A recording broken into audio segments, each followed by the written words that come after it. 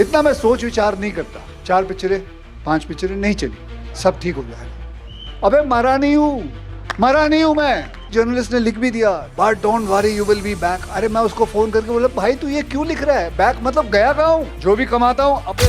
बॉलीवुड के खिलाड़ी कुमार जिनकी फिल्में एक के बाद एक ऐसे पिट रही हैं जैसे हर घर का लड़का अपने घर वालों से धुआंधार होगा जाता है। लिटरली जो बंदा एक साल में 4 फिल्मों से 200 करोड़ का नेट कलेक्शन कर बॉक्स ऑफिस हिला देता था, आज वो एक साल में 4 फिल्में करके भी 100 करोड़ की फिल्म नहीं दे पाता। और फिल्में किस हिसाब से पिट रही हैं, तो चलिए एक बार उनकी 2022 से लेकर बॉक्स ऑफिस हिस्ट्री पर नजर डालते हैं।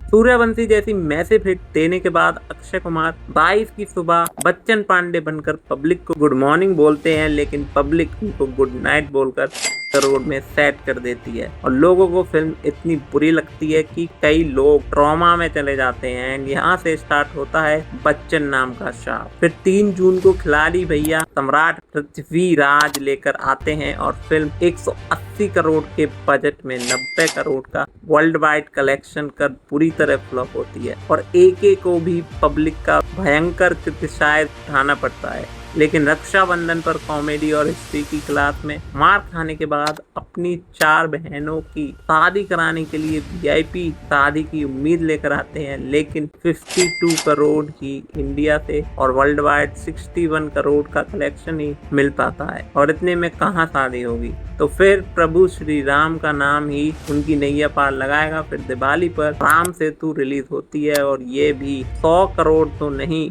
72 करोड़ का इंडिया से और 92 का वर्ल्ड वाइड क्रॉस कलेक्शन करने में कामयाब होती है। 2022 ऐसे ही जली हुई फुलझड़ियों से और फुसफुस वाले पटाखों से निकल जाती है और साल 2023 नई उम्मीद बनने की जगह सेल्फी से ऐसी हालत होती है कि कलेक्शन बताने लायक नहीं है। फिर OMG 2 से लगता है उनको वापस रास्ता मिल गया, क्योंकि पिक्चर ने 150 करोड़ से ऊपर का नेट कलेक्शन किया और वर्ल्ड वाइड 200 करोड़ छाप दिए। लेकिन कहीं ना कहीं इसमें अक्षय कुमार का इतना बड़ा कोई रोल नहीं था, ऐसा उसमें कैमियो ही इन्होंने काम किया था। इसके बाद साल के लास्ट मंथ में मिशन रानीगंज से ऑडियंस को वो वापस बुलाने की कोशिश करते हैं, लेकिन कोई ज्यादा पब्लिक इंपॉर्टेंस ना देकर फिल्म 40 करोड़ के ग्रॉस कलेक्शन पर सिमट जाती है। तो 2 साल लगातार 6 फ्लॉप्स देने के बाद खिलाड़ी को लगता है ये समय तो एक्शन मारपीट का है और फिर बड़े मियाँ छोटे मियाँ से दमदार कमबैक करने को रेडी होते हैं। लेकिन बच्चन का साहब पीछा कहाँ छोड़ने वाला था और 150 और 200 करोड़ तो छोड़ो, फिल्म 70 करोड़ का इंडिया नेट कलेक्शन एंड किसी तरह वर्ल्ड वाइड 102 करोड़ का ही कलेक्शन अचीव करती है। एंड रिसेंटली जुलाई में सरफिरा 30 करोड़ और खेल खेल में उनके साथ ही खेल हो गया 47 करोड़। तो अभी तक तो उनका साल रहा है। ये भगवान क्या जुल्म। तो क्या अब ये समझ लिया जाए कि अक्षय कुमार का टाइम गया एंड ऑडियंस उनको भूल चुकी है? तो नहीं, खिलाड़ी कुमार 2025 से वापस गर्दा उड़ाने वाले हैं और मैं ये हवा में नहीं बोल रहा, बल्कि कुछ पॉइंट्स लेकर आया हूँ जो कि तुम्हारे मुंह पर सबूत हैं। लेकिन उससे पहले ऐसी क्या गलती कर रहे हैं खिलाड़ी भैया जो लगातार 9-10 फिल्में पिट गई?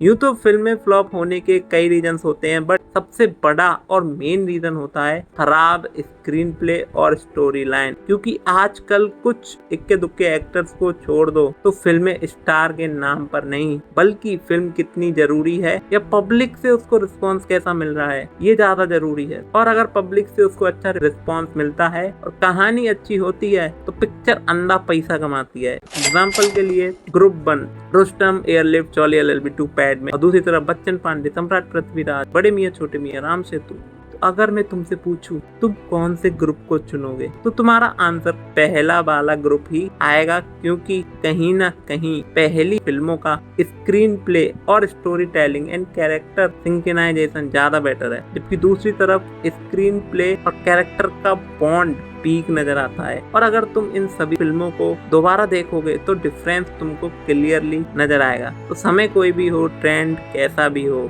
लेकिन पिक्चर अच्छी होगी तो चलेगी। अब तुम बोलोगे मिशन रानीगंज एंड सरफिरा, इनकी कहानी तो बढ़िया थी। देखो वो बात भी तुम्हारी सही है, कई बार अच्छी फिल्म होते हुए भी वो नहीं चलती है, बट ज्यादातर केसेस में कहीं ना कहीं अच्छी कहानी होगी तो फिल्मों का चलने का चांस बढ़ जाता है। अब बारी है कमबैक और खिलाड़ी भैया रेडी है।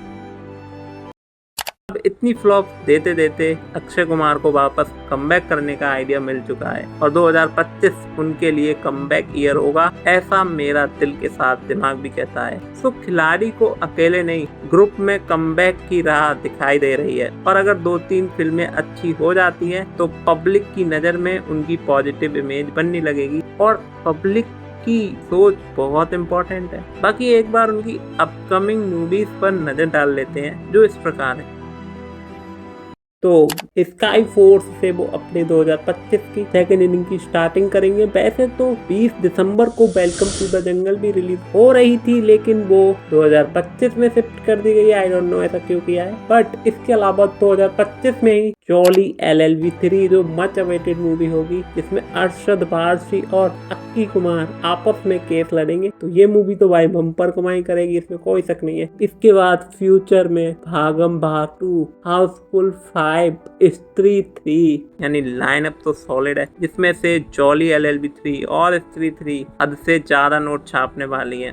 आई होप तुमको वीडियो में मजा आया होगा। मैं बोलते बोलते थक चुका हूँ और मैंने सिंगल टेक में ये पूरा बोला है। और अगर जो खिलाड़ी के फैंस हैं वो वीडियो को जरूर लाइक करेंगे। और अगर तुमको ज़्यादा टाइम ना लगे, क्योंकि वीडियो बनाने में टाइम लगता है, लेकिन